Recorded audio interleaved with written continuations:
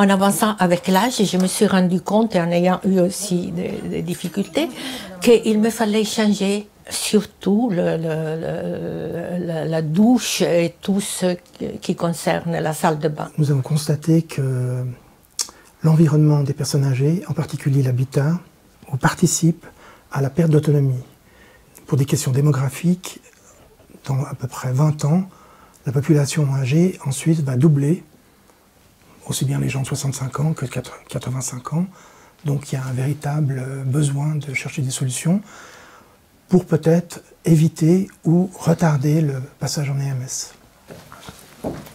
Puisque c'est la salle de bain en général qui pose le plus grand nombre de problèmes, on va scier la baignoire pour aménager une porte et pouvoir l'utiliser facilement comme douche, plutôt que ce bricolage sur le lavabo.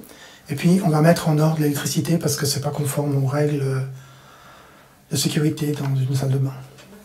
Pour la porte d'entrée, Madame Risotto, à son âge, est un peu craintive, donc elle nous a demandé de poser un judas électronique qui lui permet de voir sans se déplacer qui est derrière la porte et au cas où de faire une photo de la personne si elle a des doutes. On va électrifier ce store avec une télécommande. Madame Risotto pourra le descendre ou le monter. Vous l'imaginez, madame, comme j'ai eu de l'aide. Et c'est une organisation formée par plusieurs personnes, architectes, psychologues, socio-médicales, etc., et qui m'ont aidé.